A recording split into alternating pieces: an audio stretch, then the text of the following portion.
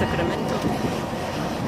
Wow, absolutely incredible. This has to be one of the most beautiful views I have ever seen. This gorgeous city you see behind me is St. George's, the island's capital and largest city, and it was originally founded by the French in 1705 under the name Port Royal, but it was renamed St. George's after Britain's King George III, with the British ceded possession of the island in 1763. For that reason, the city contains both British, Georgian, and French colonial architecture. Built around a natural harbor surrounded by lush hillsides, the city is considered by many to be the most picturesque in the entire Caribbean.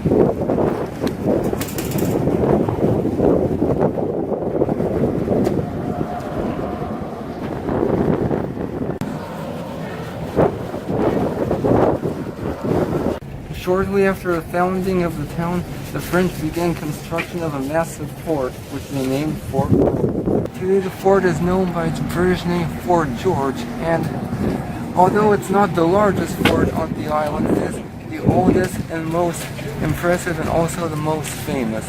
It was here at this fort that on October 19, 1983, at the age of 39, the leader of the Marxist People's Revolutionary Government of Grenada, Maurice Bishop, was executed by a rival faction of his own party, which prompted U.S. intervention a few days later. Which, depending on who you talk to on the island, is either a good thing or a bad thing.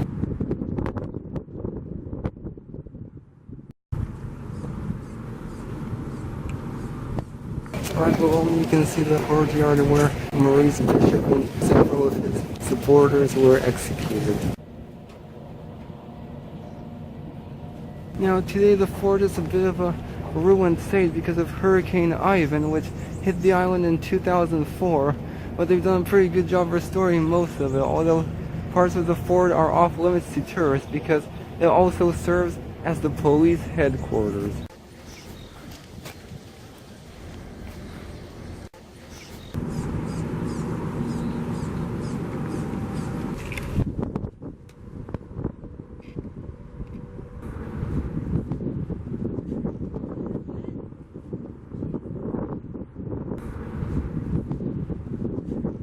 To learn more about the island's complex history, I'm paying a visit to the Grenada National Museum. Housed in a former 18th century French military barrack, this small museum showcases the entire history of Grenada, from the Amerindians to the U.S. invasion.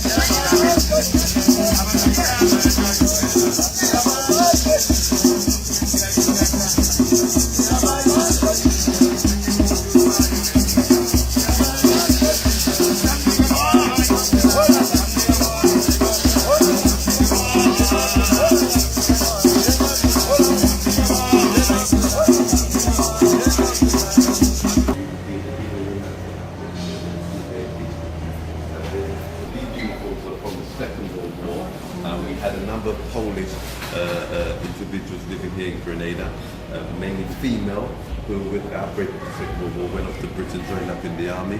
Whenever there was a problem, famine or whatever going on, to solve the labour problem in the Caribbean, they would bring people from Eastern Europe. You should definitely, what we want is get you by one of these uniforms.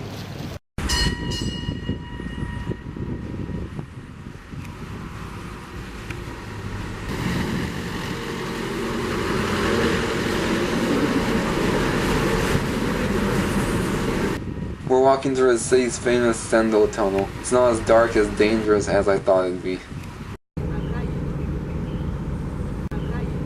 This beautiful building right here is the Grenada Public Library. tam dalej. Dobra, idziemy dalej. This building you see behind me is the St. Andrew's Presbyterian Church, and it was established in 1830 by a group of Scottish immigrants, hence its more common name, Scots Kirk.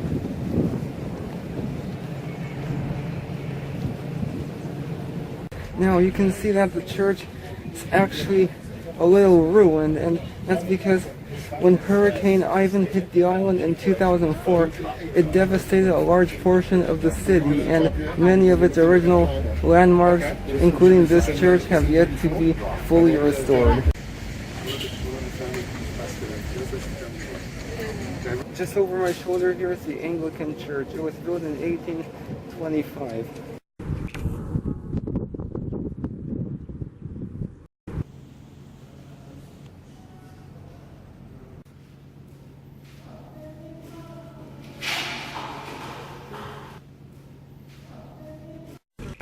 I got it.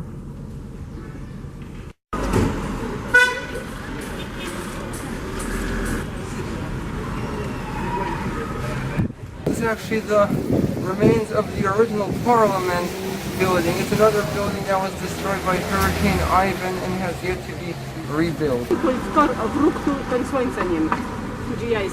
This building you see behind me is the Church of the Immaculate Conception. It's a Roman Catholic church that was completed in 1884.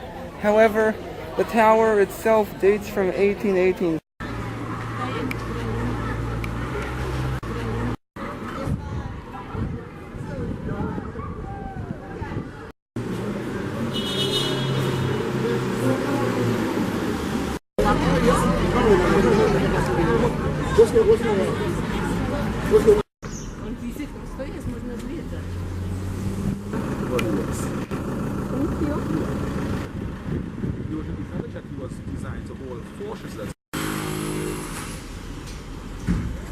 This is the real Caribbean right here. It's a really very traditional, authentic Caribbean town.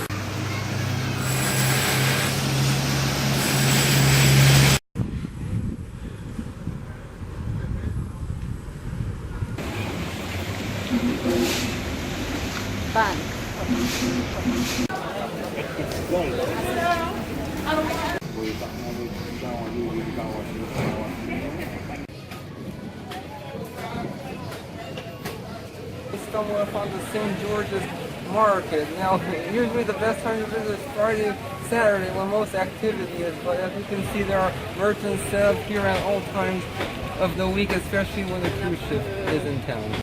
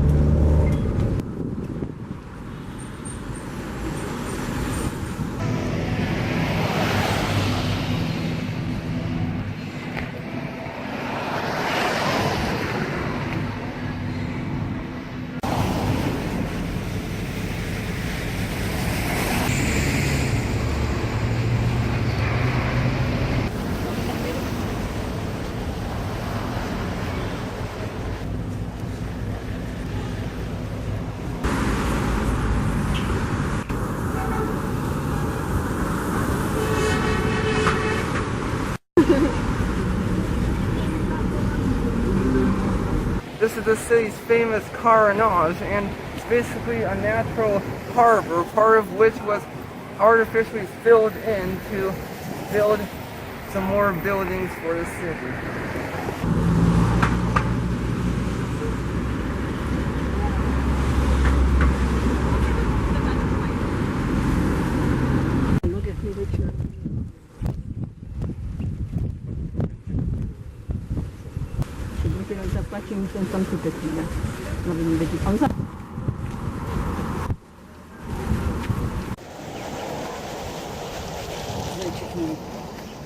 This beautiful building you see behind me is called Fort Frederick. It was constructed by the French in 1779 when they briefly recaptured the island from the French.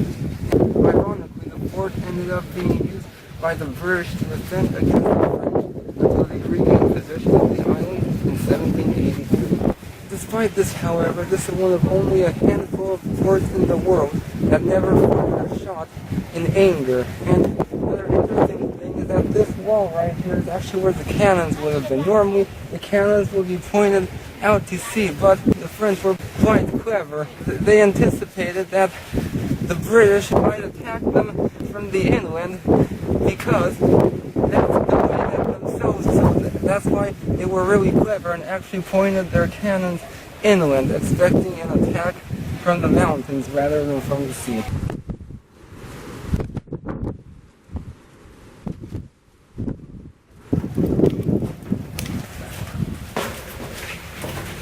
Ow! Oh no. Wait, hey guys, it's so dark in here.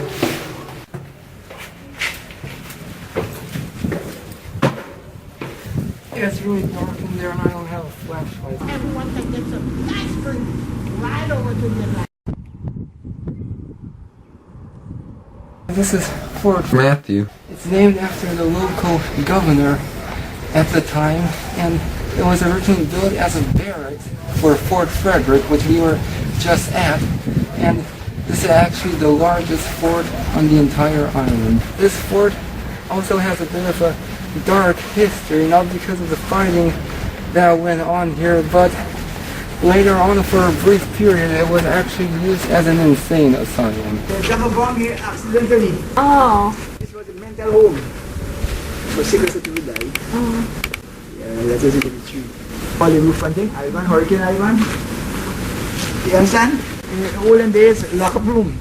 They say lock up soldiers and things, prisoners, they say lock them up. In the time of the war, you know? Yeah, we have this bored security guard showing us around the fort. And this is where they used to lock up prisoners. And I live this side. They take these. They don't bite you. They eat the moss or the concrete. Okay, we are going now inside here. The friends on you? You're not going there. You're afraid? No! Brian, don't go there. You could go some come out in back. Okay. Such picture? Yeah.